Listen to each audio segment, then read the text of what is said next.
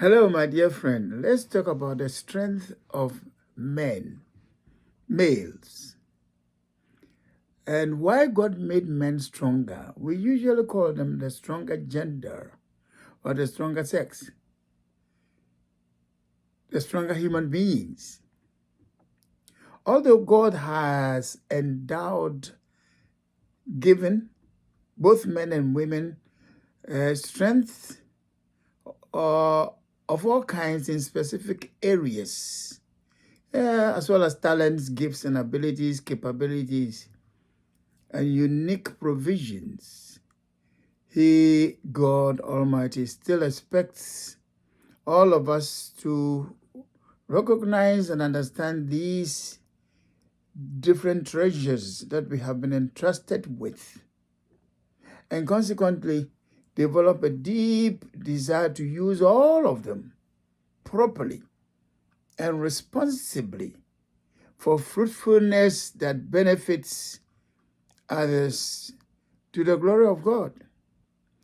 We need to explore and look out for opportunities, plus open doors, so that we get engaged seriously with people and circumstances in different things and willingly, prayerfully, decisively put everything to profitable use to the glory of God.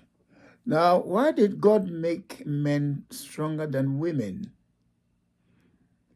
Number one, to be strong and firm decision makers. So if you're going to help a man as a wife in the life of the person, help him to be strong and firm as a decision maker, not flip-flop, yo-yo, zigzag. Let your yes be yes, your no be no. Be a strong man on your feet for us to believe you that when you make a decision, you're going to stick to it courageously. Is to make them courageous and firm decision makers. And it begins from childhood as you grow and as we court, be firm. So in courtship, one of the things we have to be looking for is the firmness of your man in making decisions and therefore choices. Decision goes a lot with your mind. You decide to better your life. So you chose that course of study. You decided to be strong spiritually. So you chose that church or ministry. You decided to dress nicely. So you chose that dress or that attire or costume or whatever you put on. You decided to get there fast. So you went by air. So if decision is wrong, choice will be wrong. So most of the choices we make which are wrong is because we have wrong decisions. And they go with the mind. You see, we're given the mind of Christ, if you're a believer, in 1 Corinthians 2:16. Second reason why men were made strong, number two, strong mechanical and physical mover. We move things. Of course, when you have strength, you can carry what is heavy, you can push or pull what is heavy. So help your wife and the family. Let us help women. They have strength, but men are stronger. So don't leave all the work around the house and places for the woman to do. If there's something to move, help her to move it. Something to push. Strong mechanical and physical mover. We must eschew, hate, move away from every form of laziness. I do not make us want to work with our hands if it appears heavy or hard. Number three, enduring stress manager. These are things as Solomon wrote them, so the terms are mine. Enduring stress manager. See, if it comes to stress, we have emotional stress, mental stress, all kinds of stress. But so far as physical stress is concerned, even mental stress, we should be able to be straight, firm, decisive, master courage. He said, put on your big boy pants and stand on your feet. Endure the stress of what we are going through regarding the plans to marry, to build, stress regarding the project, difficulties, call it so, enduring difficulties. See, stand firm as a man on your feet, enduring stress manager. You manage it with your decisions and choices and activities, your waiting, your movement, go fast, go slow, what tools you use, how you manage the money involved in the project or the home. Or when children come in and you have to care for them, the bills become a lot and they build up. Endure stress. Be a leader in that. So number 4 comes in, you were made strong to be strong leader. So help your man to be strong leader. You see, and strong head. The head has eyes to see, ears to hear, brains to think, nose to smell, mouth to talk for the family. As a head for your wife and for the family. You see, so strong leader, not a weak leader.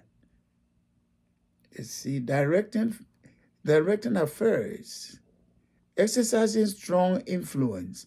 So the classic definition for leadership, exercising special influence in directing people whom you call followers.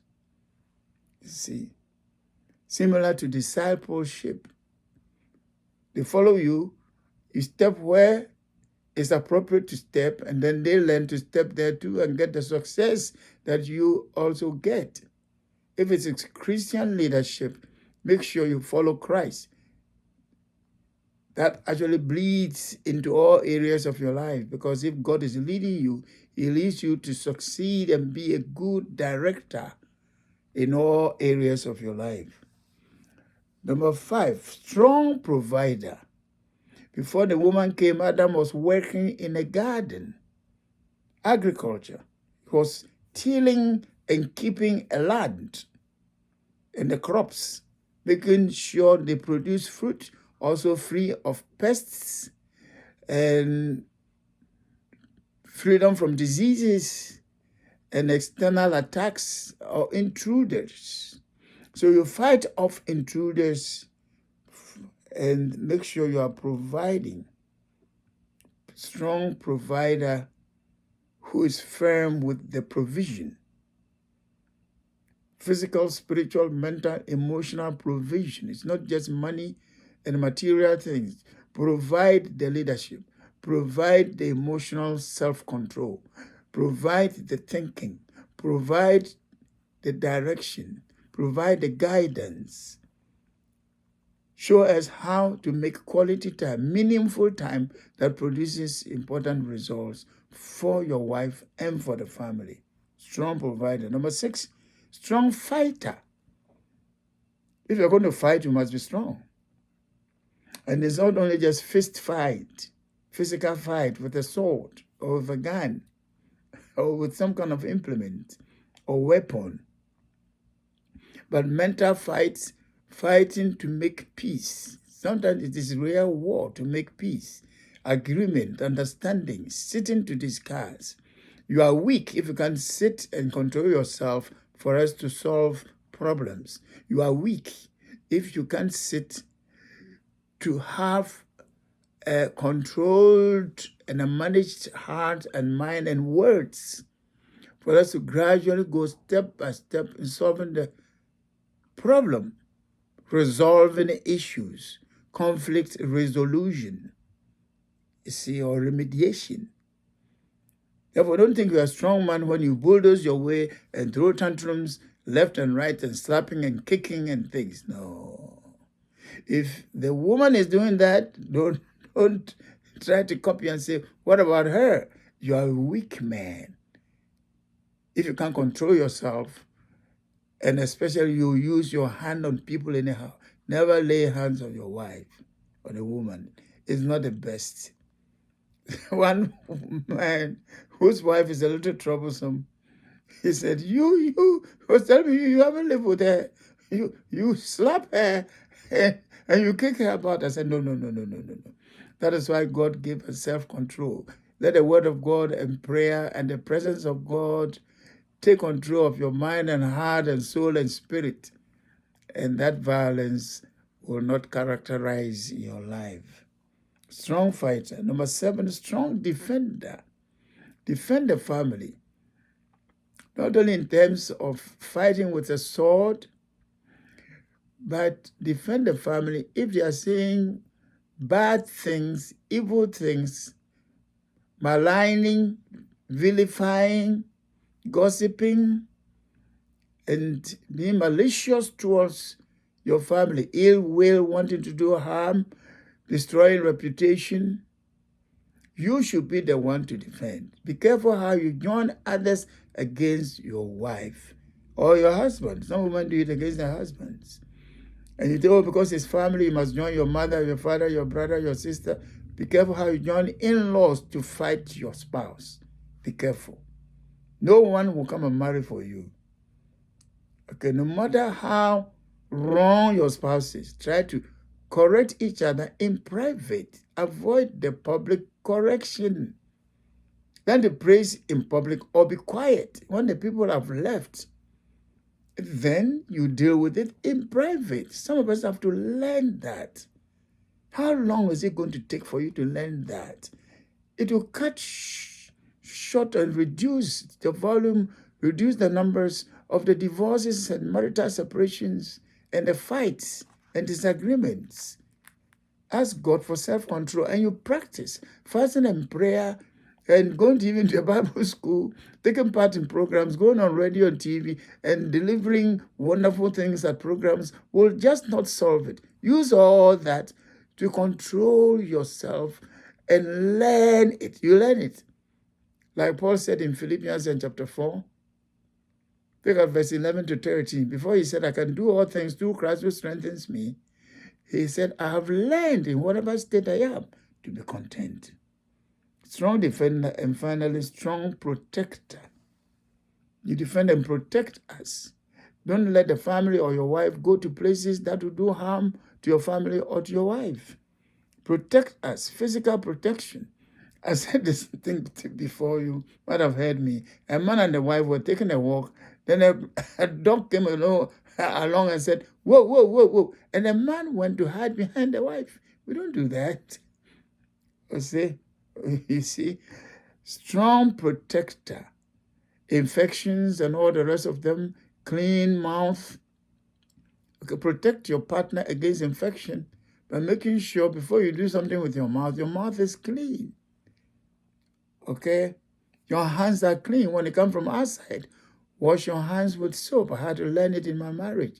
My wife says that is hand washing, hand wetting without soap, hand washing with soap. Do it in the bathroom, not in the sink in the kitchen. We put food in the sink. I had to learn it at the beginning of a marriage. So hand washing is a big thing for me. If I handle money, quickly I wash my hands. Money has gone to all kinds of places. That is a form of protection. You know, you have cold, you have disinfection. Don't be coughing in the face of people. And don't leave things around, dirty things in the kitchen to bring cockroaches and all kinds of infection. Okay, keeping clean clothing. You see, good bath and all that. So you are strong and firm decision maker, mechanical and physical mover that's strong, enduring stress manager, strong leader, strong provider, strong fighter, strong defender, and strong protector. Call me Dr. Kisseadoo, Samuel Kisseadoo, Kisseadoo, in Hampton, Virginia, on 1-757-696-7442. In Ghana, call 020-812-6533. If you put the name Kisseadoo into Amazon.com, you see some of my books. You can get them at talent bookstores. And also you'll get some of them in places where books are sold. If you call these numbers also, you can get some of the books. We organize seminars and programs. If you need counseling anywhere you are in the world, call us. We'll get someone to help you. We organize free seminars in several places every month. Call us, we'll tell you where seminars are. And we do free counseling also, okay? All right. It doesn't mean we don't take donations for the ministry, but for counseling, I have never gotten up to say, I charge you this. I've never done that. I've never done that before. And for programs as well. God bless you.